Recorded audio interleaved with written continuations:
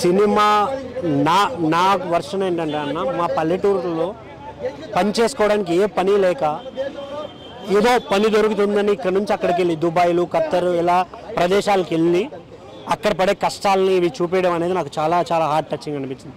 ఎందుకంటే మా ప్లేసెస్లో నియర్లీ సేమ్ ఇలాగే ఉంటుంది. మా మదర్ కావచ్చు, మా ఫాదర్ కావచ్చు, ఇంకా మా చుట్టుపక్కల బతికే ప్రతి ఒక్కరూ ఇలా బతికే వాళ్ళే.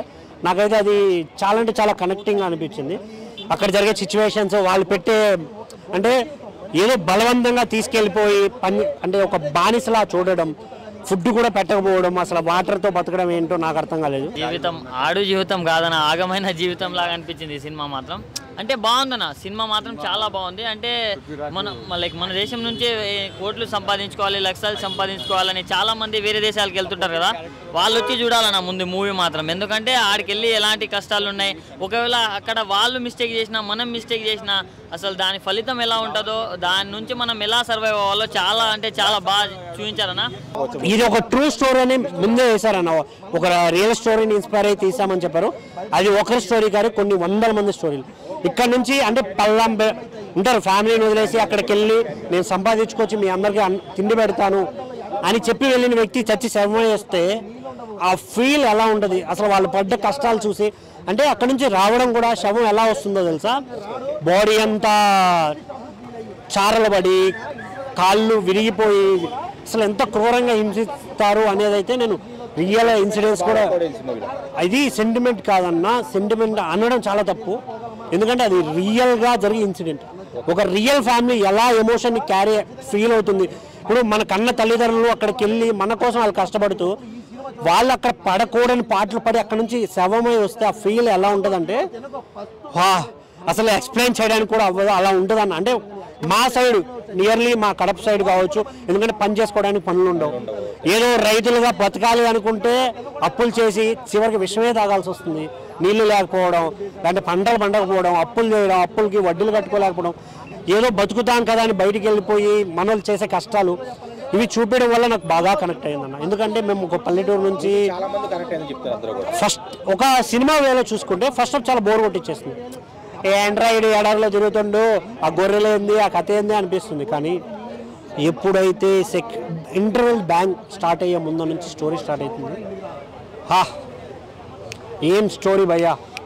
అంటే మాలాంటి వాళ్ళకి నిజంగా కనెక్ట్ అయిపోతుంది. ఎందుకంటే ఇది చూసాం కదా కళ్ళ ముందు. ఆయన బెస్ట్లీ డైరెక్టర్.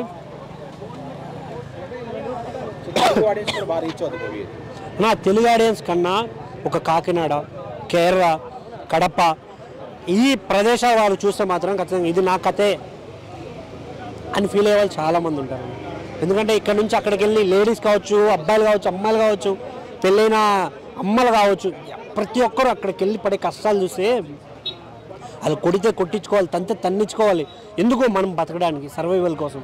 ఇంత నిజమైన బతకడానికి కారణం ఇక్కడ చేసే కుళ్ళు రాజకీయాలు, కుట్ర రాజకీయాల వల్ల. సో ఏంటంటే వాళ్ళ సొంత స్వలాభం కోసం రాజకీయాలు చేసి మనల్ని ఇలా పరాయి దేశాలకి అమ్ముకుంటున్న రాజకీయ నాయకులు కూడా ఉన్నారు. వాళ్ళు చేసే మిస్టేకుల వల్లే కదా మనం ఇలా ఉన్నాం. సో కొంచెం ఆలోచించి ఓట్ చేయండి.